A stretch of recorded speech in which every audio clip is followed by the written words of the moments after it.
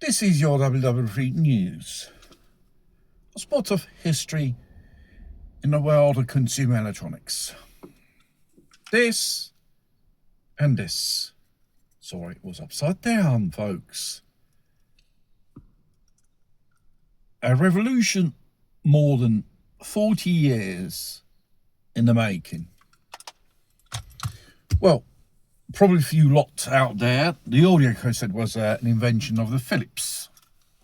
And obviously,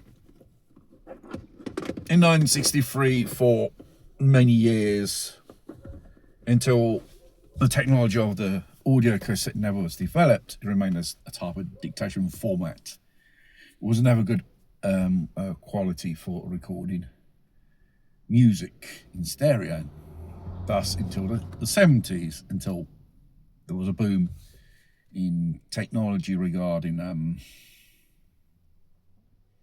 hardware and software. Yes, the machines and the tape itself, regarding quality and basically improvements on these machines, which had throughout the years made progress.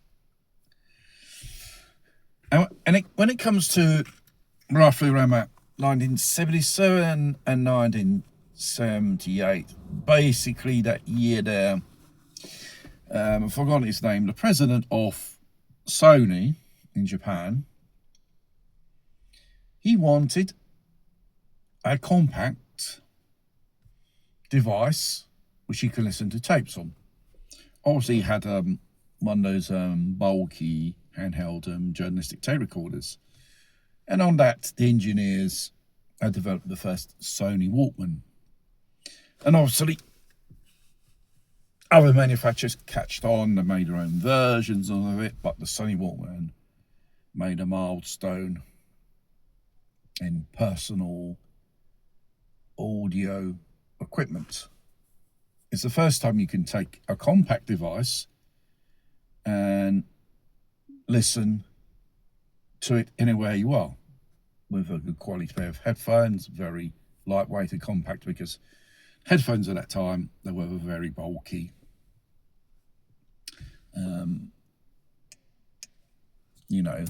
Headsets, we should say.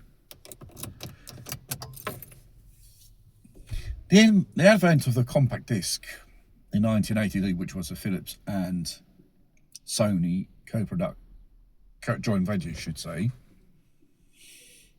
launched the Sony into a personal stereo, the Sony CD Walkman. Obviously, it had its discreet success, and as other manufacturers have followed suit. And in the early 90s, I think it's around about 92, the Sony came out with a mini disc.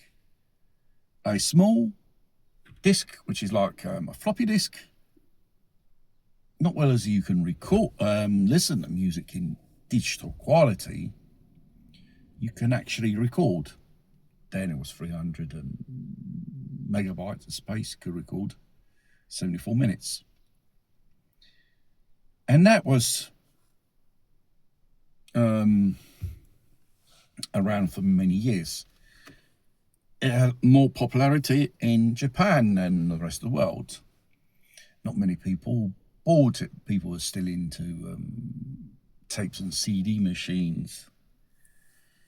And only towards the end of the last century and the beginning of this century, the advent of mp3, the audio format, and therefore physical formats tend to die out, became very unpopular.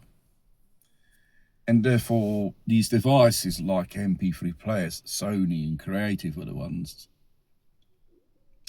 to, only Apple and Creative brought out the first mp3 player. Sony followed suit many years after, because they had a problem with a discussion whether they can use their own format or use the standard of mp3. It was too late then. And even years have passed. The physical format is slowly disappearing. Tape, CDs, or any type of format audio which is playable, recordable, is disappearing. It only remains the LP. Even that has a comeback. There was a comeback for audio tapes, but only third parties made this type of retro technology, because the majors like Sony and the rest, they had abandoned this I should say so-called market. Now, the main giants into home systems, Bluetooth speakers and stuff like that, films, subscription services like streaming and stuff like that, because it's more, I should say, more profitable than physical hardware or software to produce. And I don't know whether this is the last mp3 player which some manufacturer in China still makes.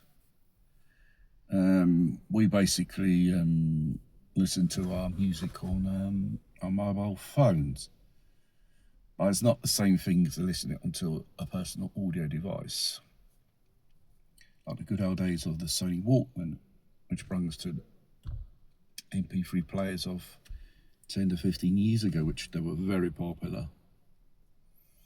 And it seems to brushed aside, but you still can buy them. But, you know, the top brand names, they do not make them anymore.